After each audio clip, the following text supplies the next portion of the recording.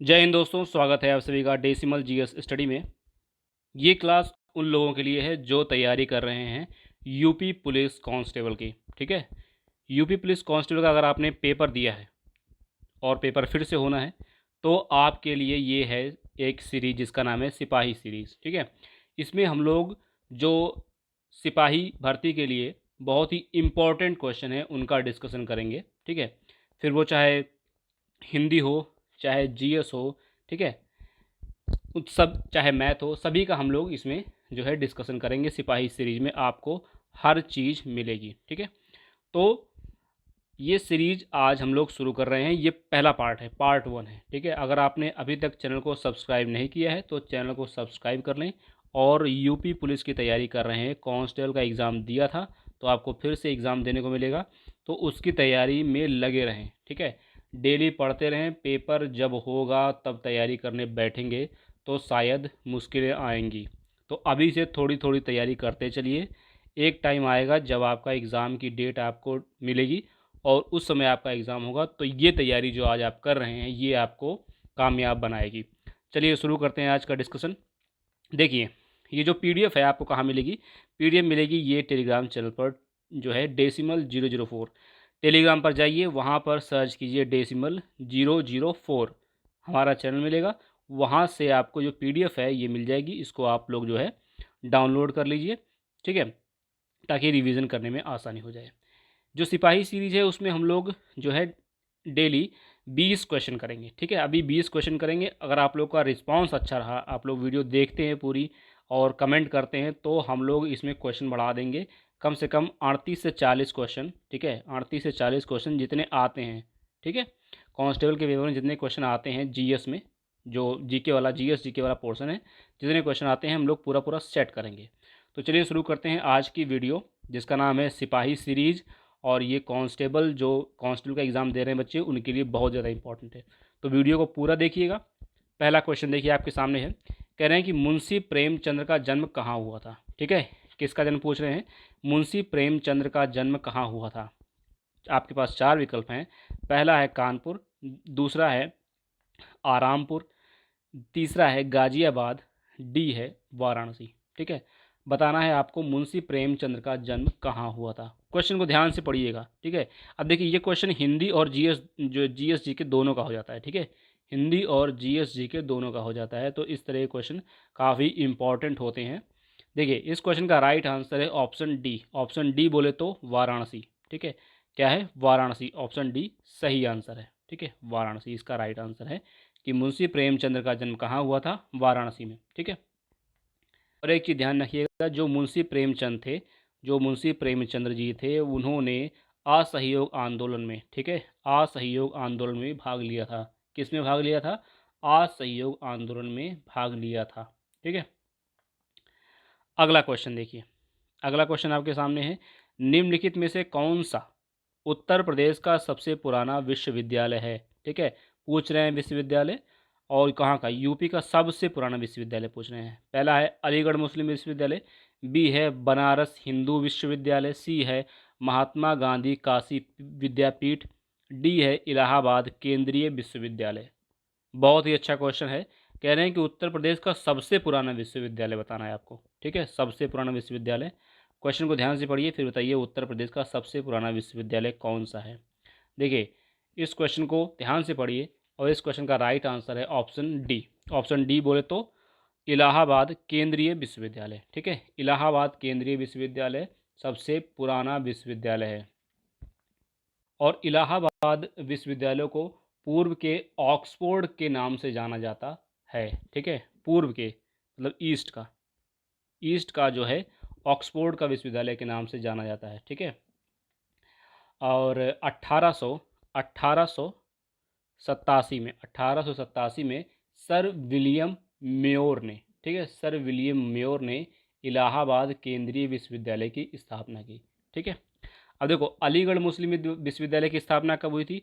अलीगढ़ मुस्लिम विश्वविद्यालय की स्थापना हुई थी 1920 में। कब हुई थी? 1920 में हुई थी। ठीक है, और बनारस हिंदू विश्वविद्यालय की स्थापना हुई थी 1916 में। कब हुई थी? 1916 में। ये चीज़ें लिखते जाओ। ठीक है, अगला है महात्मा गांधी महात्मा गांधी काशी विद्यापीठ। ठीक है, महात्मा गांधी काशी विद्यापीठ की स्थापना हुई थी 1921 में। ठीक है, ये जो सी नंबर है महात्मा गांधी काशी विद्यापीठ, इसकी हुई थी 1921 में। तो इन चारों के आप सन लिख लीजिए। ठीक है, क्या लिख लीजिए? सन लिख लीजिए। ठीक है, एक क्वेश्चन आप मुझे बताइएगा, एक क्वेश्चन मुझे बताइएगा कि भारतीय विश्वविद्यालय अधिनियम, ठीक है, भारतीय विश्वविद्यालय अधिनियम कब पारित हुआ था? भारतीय विश्वविद्यालय अधिनियम कब पारित हुआ था? ये कमेंट में लिखिएगा आप लोग का। ठीक है, ये एक्टिव लर्निंग है, ये एक्टिव लर्निंग है, मतलब जो चीज़ें ऑप्शन हैं उनको भी आप जो है गूगल करके या किताबों से ढूंढ ढूंढ के पढ़ते रहिए, तो आपका जो है एकदम अच्छे से तैयारी हो जाएगी। अब जैसे यहाँ पे एक क्वेश्चन था कि मतलब कि उत्तर प्रदेश का सबसे पुराना विश्वविद्यालय, अब आपने चारों के विश्वविद्यालय के बारे में कम से कम सन पढ़ लिया है, और ये जो क्वेश्चन मैंने दिया है भारतीय विश्वविद्यालय अधिनियम कब पारित हुआ, तो इसको भी आप बता देंगे तो आपका 4 क्वेश्चन बन गए ये, और 5वां ये। ठीक है, अगर इस तरह क्वेश्चन आते हैं तो आपका बहुत अच्छा स्कोर रहेगा। ठीक है, क्वेश्चन नंबर 3 है, प्रश्न संख्या 3 है आपके सामने। उत्तर प्रदेश के किस शहर को पूर्व का ग्रास के नाम से जाना जाता है? ठीक है, पूर्व का ग्रास के नाम से जाना जाता है। गोरखपुर, मुरादाबाद, बनारस, कन्नौज। ठीक है, बताइए, गोरखपुर, मुरादाबाद, बनारस, कन्नौज। देखो वीडियो को 5 सेकंड के लिए पॉज कर लो। ठीक है, रोक लो वीडियो को, फिर आंसर दो। ठीक है, बताइए इसका राइट आंसर क्या है? देखिए इसका भी राइट आंसर है ऑप्शन नंबर डी, कन्नौज। ठीक है, कन्नौज को पूर्व का ग्रास के नाम से जाना जाता है। ठीक है, कन्नौज को पूर्व का ग्रास के नाम से जाना जाता है। अब देखिए जो गोरखपुर है, गोरखपुर में गोरखपुर का जो है उपनाम जो है, गोरखपुर का उपनाम जो है वो गोरखधाम भी है। ठीक है, गोरखपुर का उपनाम जो है गोरखधाम, गोरखधाम। ठीक है, या फिर गीता प्रेस नगर के नाम से जाना जाता है। मुरादाबाद जो है, मुरादाबाद उसको पीतल नगरी कहा जाता है। ठीक है, मुरादाबाद जो है उसको पीतल नगरी कहा जाता है। मैं लिख दे रहा हूँ, आप लोग अपने नोट्स में या फिर जहाँ भी कहीं बनाना चाहें लिख लीजिए, पीतल नगरी। और ये सीरीज़ डेली चलेगी। ठीक है, डेली चलेगी, जिस दिन नहीं होगा उस दिन हम टेलीग्राम पर बता देंगे कि आज क्लास नहीं होगी। तो आप लोग डेली डेली आइए चैनल पर, चैनल को सब्सक्राइब करिए आज, और जो है डेली क्लास देखिए। ठीक है, मुरादाबाद को बोलते हैं पीतल नगरी। क्या बोलते हैं? पीतल, पीतल नगरी। ठीक है, मुरादाबाद को बोलते हैं पीतल नगरी। और बर्तनों का शहर, ठीक है, पीतल नगरी या फिर बर्तनों का शहर। अगर पूछा जाए बर्तनों का शहर किसे बोलते हैं? बर्तन, बर्तनों का शहर, तो आप मुरादाबाद लगाएंगे। पीतल नगरी पूछते हैं तो मुरादाबाद लगाएंगे। ठीक है, तो इस चीज़ को ध्यान रखिएगा, ये एक्टिव लर्निंग बहुत इंपॉर्टेंट है। अगला देखो बनारस है आपके सामने, बनारस है ना, तो बनारस को बोलते हैं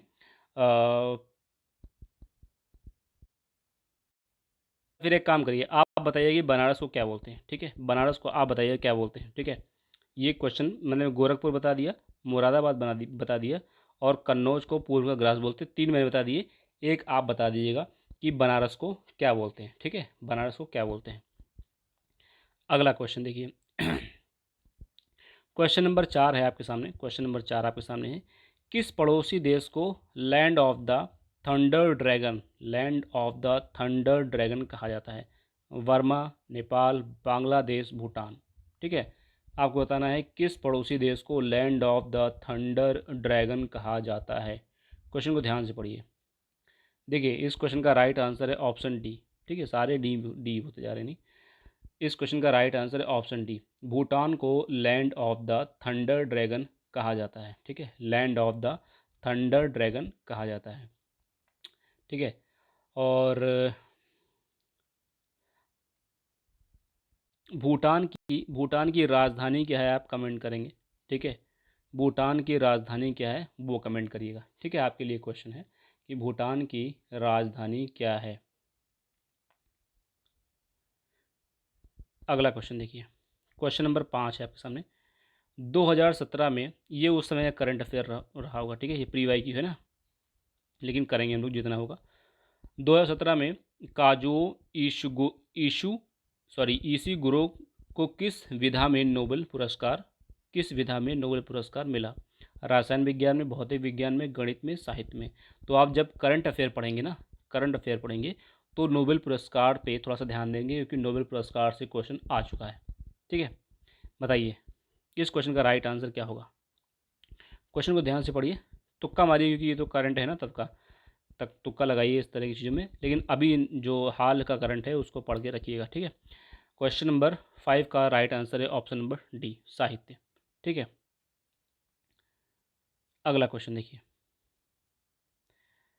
क्वेश्चन है, पाकिस्तानी सीनेट में विपक्ष की पहली में महिला नेता कौन थी। ठीक है, विपक्ष की पहली महिला नेता कौन थी। यहाँ पर पहला विकल्प है बिलावल भुट्टो जरदारी, बी है बेनज़ीर भुट्टो, सी है शेरी रहमान, डी है मुमताज़ महल। बताइए क्या है इसका राइट आंसर। पाकिस्तानी सीनेट में विपक्ष की पहली महिला नेता कौन थी। देखिए इस क्वेश्चन का राइट आंसर है ऑप्शन सी। ऑप्शन सी मतलब शेरी रहमान। ठीक है, शेरी रहमान ये तब का करंट होगा। ठीक है, अगला क्वेश्चन देखिए। सीकर तकनीकी के साथ भारत की क्रूज मिसाइल कौन सी है। भारत की क्रूज मिसाइल पृथ्वी, गरुण, ब्रह्मोस, नारायण। बताइए भारत की क्रूज मिसाइल के बारे में पूछा जा रहा है। ठीक है, थोड़ा सा भारत की मिसाइलों के बारे में देख लीजिएगा। ठीक, क्योंकि मिसाइल से क्वेश्चन आया है, या फिर डिफेंस का थोड़ा सा पढ़ लीजिएगा, जिसे किताबों में दिया होता है ना डिफेंस के कुछ पेजेस, तो उनको पढ़ लीजिएगा, तो वहाँ से आपका करंट अफेयर में कुछ भी रहेगा। या फिर ये करंट में भी आ सकता है, बिना करंट के ही पूछ सकते हैं, क्योंकि ये क्रूज मिसाइल है और बहुत इंपॉर्टेंट है। देखिए इस क्वेश्चन का राइट आंसर है ऑप्शन सी, ब्रह्मोस। ब्रह्मोस जो है वो भारत की क्रूज मिसाइल है। ठीक है, सीकर तकनीक के साथ भारत की क्रूज मिसाइल ब्रह्मोस है। ठीक है, बताइए कि ब्रह्मोस मिसाइल जो है वो भारत के साथ और किस देश ने मिलकर बनाया है। ठीक है, दूसरे देश का क्या नाम है। भारत और एक देश और है, दोनों ने मिलकर बनाया था ब्रह्मोस को। ठीक है, दोनों की नदियों के नाम पर रखा गया है। ठीक है, बताइएगा उसका राइट आंसर क्या है। अगला क्वेश्चन देखिए। भारत और पाकिस्तान के बीच कितनी ट्रांस बॉर्डर ट्रेन चलती हैं। कितनी ट्रांस बॉर्डर ट्रेन चलती हैं भारत और पाकिस्तान के बीच। बताइए क्वेश्चन नंबर 8 का राइट आंसर क्या होगा। कितनी ट्रेन चलती हैं भारत और पाकिस्तान के बीच। देखिए इसका राइट आंसर है ऑप्शन सी, 2 ट्रेन चलती हैं। ठीक है, अगला क्वेश्चन देखिए। क्वेश्चन नंबर 9, हाल ही में वैश्विक तप का करंट है। ठीक है, ये 2018 वाला पेपर है, तब का करंट है। हाल ही में वैश्विक डेटा चोरी अपराध में किस कंपनी का नाम आया था। अमेज़ॉन, गूगल, सिस्को और कैम्ब्रिज एनालिटिका। बताइए क्या होगा इसका राइट आंसर। क्या होगा इसका right answer. 9th number question का राइट आंसर क्या होगा। क्वेश्चन को ध्यान से पढ़िए, अगर आपने पीवाई को सॉल्व किए होंगे तो शायद कुछ ध्यान आ जाए। देखिए इसका राइट आंसर है option number D, Cambridge Analytica. ठीक है, इसके ऊपर जो है आरोप लगा था। अब आप बताइए कि अमेज़ॉन की स्थापना कब हुई थी। ठीक है, स्थापना कब हुई थी। गूगल की स्थापना कब हुई थी। ठीक है, और फेसबुक की स्थापना कब हुई थी। ठीक है, फेसबुक हम लोग एफ बी चलाते हैं ना पहले, फेसबुक सॉरी फेसबुक की स्थापना कब हुई थी बताइएगा। गूगल की, अमेज़ॉन की और फेसबुक की, इनकी तीनों की स्थापना कब हुई थी। गूगल करके चेक करिएगा। ठीक है, पता लग जाएगा और कमेंट में लिखिएगा। क्वेश्चन नंबर 10 है, 15वीं रूस भारत चीन त्रिपक्षीय विदेशी मंत्रियों की बैठक दिसंबर 2017 में खालिस्तान में हुई थी। बताना है शंघाई में, बीजिंग में, मॉस्को में, नई दिल्ली। देखो करंट अफेयर काफ़ी इंपॉर्टेंट है। ठीक है, तो करंट अफेयर पढ़ते रहिए, हम लोग भी यहाँ पर करंट अफेयर पढ़ाएंगे आपको। ठीक है, तो हमारे चैनल से जुड़े रहिए, आपको करंट अफेयर पढ़ाया जाएगा यहाँ पर। देखिए इसका राइट आंसर होगा ऑप्शन नंबर डी। ठीक है, नई दिल्ली। अगला क्वेश्चन देखिए। भारत में ब्रिटिश शासन का बड़े पैमाने पर विस्तार सहायक संधि के माध्यम से हुआ, जो गवर्नर जनरल खालिस्तान, यहाँ पे नाम भरना है आपको, किस शासनकाल में शुरू हुई थी। मतलब किसके शासनकाल में। Lord Warren Hasting, Lord Cornwallis, C है लॉर्ड वेलेस्ली, डी है लॉर्ड क्लाइव। बताना है आपको 11th नंबर का राइट आंसर क्या है कि भारत में ब्रिटिश शासन का बड़े पैमाने पर विस्तार सहायक संधि के माध्यम से हुआ, जो गवर्नर जनरल के शासन किसके शासनकाल में हुआ। सहायक संधि किसके शासनकाल में ज़्यादा एक्टिव थी। तो इस क्वेश्चन का राइट आंसर क्या होगा। देखिए इस क्वेश्चन का राइट आंसर है ऑप्शन सी, लॉर्ड वेलेस्ली। ठीक है, लॉर्ड वेलेस्ली के टाइम में हुआ था। लॉर्ड वेलेस्ली का कार्यकाल क्या था, आप कमेंट बॉक्स में बताइएगा। ठीक है, इसका कार्यकाल का था, चलिए मैं बता दे रहा हूँ। इसका कार्यकाल था 1798 से 1805, ठीक है, लॉर्ड वेलेस्ली, ठीक है, लॉर्ड वेलेस्ली का शासनकाल था। अगला क्वेश्चन देखिए, आप एक काम करिएगा, आप जो है बताइएगा कि वारेन हेस्टिंग का कार्यकाल, कॉर्नवालिस का और लॉर्ड क्लाइव का, ठीक है। क्वेश्चन नंबर 12 है, गुरु गोविंद सिंह की मृत्यु के बाद गुरु की परंपरा समाप्त हो गई और सिखों का नेतृत्व उनके विश्वसनीय शिष्य खालिस्तान को सौंपा गया। किसको सौंपा गया? रणजीत सिंह को, बंदा बहादुर, अजीत सिंह और जुझार सिंह, किसको सौंपा गया? ठीक है, बताना है आपको कि सिखों का नेतृत्व किसको सौंपा गया। क्वेश्चन को ध्यान से पढ़िएगा। देखिए, इसका राइट आंसर है ऑप्शन बी, बंदा बहादुर को जो है नेतृत्व सौंपा गया था। ठीक है, गुरु गोविंद सिंह की मृत्यु के बाद गुरु की परंपरा समाप्त हो गई और सिखों का नेतृत्व उनके विश्वसनीय शिष्य बंदा बहादुर को सौंप दिया गया। बंदा बहादुर का जन्म हुआ था 1670 में, ठीक है, 1670 में। और बंदा बहादुर के बचपन का नाम जो था लक्ष्मण दास था। ठीक है, बंदा बहादुर का बचपन का नाम क्या था? लक्ष्मण दास था।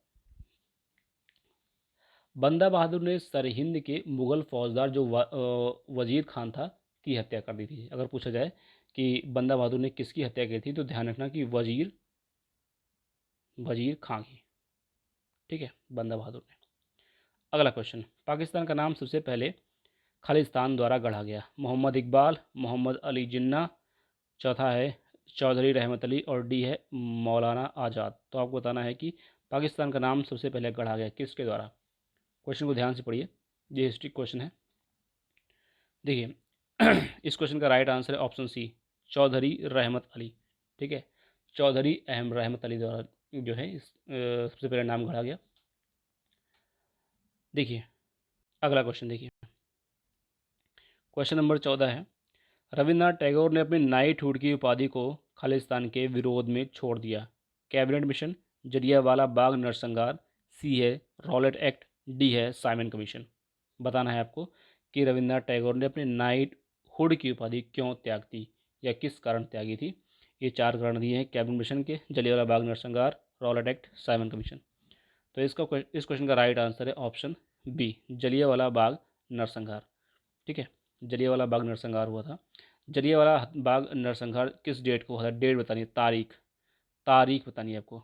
ठीक है, डेट बतानी है, डेट बतानी है कब हुआ था, कमेंट में लिखिएगा जलियांवाला बाग नरसंहार। क्वेश्चन नंबर 15 है, गोदावरी नदी का उद्गम स्थल खालिस्तान राज्य में किस राज्य में है? बताना है आपको, मध्य प्रदेश, छत्तीसगढ़ या फिर महाराष्ट्र, उड़ीसा, किस जगह हुआ था। क्वेश्चन को ध्यान से पढ़िए, गोदावरी नदी का उद्गम, ये एनसीईआरटी में दिया हुआ है, अगर नहीं भी दिया तो ऐसे कहीं पढ़ा होगा, अगर आपने ज्योग्राफी पढ़ी होगी तो गोदावरी नदी, महानदी, कृष्णा, ठीक है, इन सब नदियों के बारे में तो पढ़ा ही होगा। क्वेश्चन नंबर 15 का राइट आंसर बताइए। इसका राइट आंसर है ऑप्शन सी, महाराष्ट्र।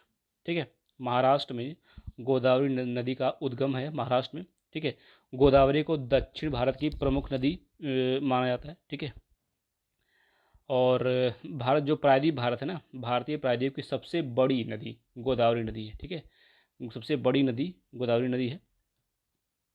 और इसकी लंबाई बताइएगा क्या है, गोदावरी नदी की लंबाई बताइएगा, गोदावरी नदी की लंबाई क्या होगी, कमेंट में लिखिएगा। गोदावरी नदी को वृद्ध गंगा भी कहते हैं। ठीक है, वृद्ध गंगा, क्या क्या क्या बोलते हैं? वृद्ध गंगा। ठीक है, अच्छा बताइएगा दक्षिण गंगा किसको बोलते हैं? ठीक है, दक्षिण गंगा, दक्षिण गंगा किस नदी को बोलते हैं? दक्षिण गंगा। क्वेश्चन नंबर 16 है, भारत की सबसे बड़ी मीठे पानी की झील कौन सी है? डल झील, लोकटक झील, चिल्का झील, वुलर झील। सबसे बड़ी मीठे पानी की झील बतानी है, सबसे बड़ी मीठे पानी की झील बतानी है, बताइए। देखिए इस क्वेश्चन का राइट आंसर है ऑप्शन डी, वुलर झील। ठीक है, अब देखो आपके लिए काम क्या है, डल झील कहाँ पर है, किस राज्य में, लोकटक किस राज्य में है, ठीक है, और चिल्का किस राज्य में है। आप तीनों को बताइएगा कमेंट बॉक्स में। देखो ये आप करेंगे ना, कमेंट बॉक्स में लिख देंगे तो आपको बहुत अच्छी तरीके से ये सब चीज़ें याद हो जाएंगी। और यही सब चीज़ें हैं जो आपको एग्ज़ाम में दूसरे लोगों से आगे ले जाएंगी। तो इस चीज़ को ध्यान दीजिए, हल्के मत लीजिए, इन चीज़ों को आप गूगल करिए। ठीक है, ये सारी चीज़ें आपको मिल जाएंगी। कहाँ है थोड़ा सा एक्टिव लर्निंग पे भरोसा करिए, थोड़ा सा मतलब एफ़र्ट मारिए, है ना, पढ़ाई में थोड़ा एफ़र्ट मारिए। भारतीय संविधान में कानून बनाने की निर्धारित प्रक्रिया काफ़ी हद तक खालिस्तान के संविधान द्वारा प्रभावित है। कानून बनाने की जो निर्धारित प्रक्रिया है किसके द्वारा, दूसरों से मतलब प्रभावित है, किस देश से प्रभावित है, दक्षिण अफ्रीका से, जर्मनी से, जापान से, संयुक्त राज्य अमेरिका से। तो आपको बताना है किससे प्रभावित है कानून बनाने की निर्धारित प्रक्रिया, ठीक है, बताना है किससे है। क्वेश्चन को ध्यान से पढ़िए। देखिए इस क्वेश्चन का राइट आंसर है ऑप्शन सी, जापान से, ठीक है, कानून बनाने की जो प्रक्रिया है वो जापान से। अगला क्वेश्चन देखिए, क्वेश्चन नंबर 18 है, शिक्षा का अधिकार RTE, राइट टू एजुकेशन, ठीक है, राइट टू एजुकेशन जो है वो अधिनियम किस वर्ष भारत की संसद द्वारा अधिनियमित किया गया था। राइट टू एजुकेशन, देखिए इस क्वेश्चन को ध्यान से पढ़िए और बताइए कब। देखिए मैं बता रहा हूँ, इसका राइट आंसर है ऑप्शन नंबर डी, 2009, ठीक है, 2009 में, ठीक है। और लागू कब हुआ ये बताना है आपको कमेंट में, कब लागू हुआ था, किस सन में लागू हुआ था, डेट बताना है, पूरी एग्जैक्ट डेट बतानी है किस सन में, मतलब किस डेट में लागू हुआ था, ठीक, इस चीज़ को ध्यान रखिएगा।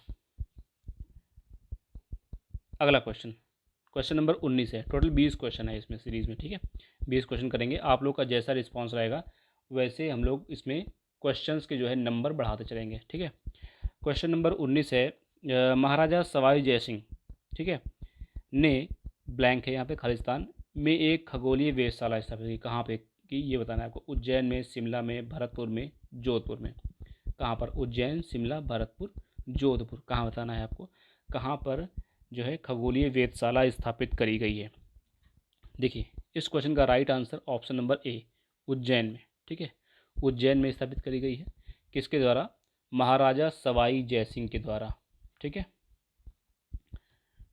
अगला क्वेश्चन देखिए, क्वेश्चन नंबर 20 है, यूनिवर्सल टीकाकरण कार्यक्रम के रूप में केंद्रीय स्वास्थ्य मंत्रालय ने खालिस्तान के विरुद्ध दोहरे संरक्षण के लिए एकल टीके का शुभारंभ किया। खसरा रुबेला, खसरा गलसुआ, सी है रुबेला तपेदिक, डी है इन्फ्लुएंजा और गलसुआ। बताना है इसका राइट आंसर क्या है, ये तब का करंट अफेयर रहा होगा, ठीक है। देखिए इस क्वेश्चन का राइट आंसर है ऑप्शन नंबर ए, खसरा रुबेला, ठीक है। अब देखिए यहाँ से इंपॉर्टेंट चीज़ ये है कि 20 क्वेश्चन करें तो इसमें 4 से 5 आपको लगभग करंट से मिले हैं ना, तो आप करंट अफेयर जो है, करंट अफेयर पे थोड़ा सा ध्यान देते रहिए, रोज़ 1-2 पेज पढ़ते रहिए, कहीं कोई बुक मिले, ठीक है, तो उसको पढ़ते रहिए, तो आपका करंट अफेयर जो है मजबूत रहेगा। तो जब एग्ज़ाम होगा तो आपको ये चिंता नहीं रहेगी कि मेरा करंट अफेयर नहीं पढ़ा है, और स्टैटिक पोर्शन डेली पढ़ते रहिए, तो आपका जो है कांस्टेबल वाली परीक्षा में, ठीक है, कांस्टेबल वाली परीक्षा में एक सीट तो पक्की है, ठीक है, एक सीट पक्की होगी अगर आप डेली अभी पढ़ रहे हैं। और हमारे चैनल पर नए हैं तो चैनल को ज़रूर सब्सक्राइब कीजिए। हम लोगों ने आपके लिए ये जो सीरीज़ है सिपाही सीरीज़ शुरू करी है, और बहुत ही जोश के साथ शुरू करी गई है। तो अगर आप चैनल पर नए हैं तो चैनल को सब्सक्राइब कीजिए, टेलीग्राम चैनल ज्वाइन कीजिए, डेसिमल 004 हमारा टेलीग्राम चैनल है, ठीक है, टेलीग्राम चैनल क्या है हमारा, डेसिमल 004, जाके टेलीग्राम पर सर्च कीजिए, और ये जो PDF देख रहे हैं ना, ये PDF वहाँ पर पूरी आपको मिल जाएगी, ठीक है, ये पूरी PDF को वहाँ मिल जाएगी, और इसमें आंसर भी दिए हुए हैं तो आपको रिवीजन में भी आसानी रहेगी। और कोई अगर आपको कुछ पूछना हो, कोई क्वेश्चन है आपका, तो कमेंट बॉक्स में आप लोग लिखिएगा, हम लोग तुरंत आपको वहाँ पर जवाब देंगे, ठीक है। मिलते हैं नेक्स्ट वीडियो में, सिपाही सीरीज़ की अगली वीडियो जो होगी पार्ट 2, ठीक है, पार्ट 2 जो होगी उसमें मिलते हैं, तब तक के लिए धन्यवाद।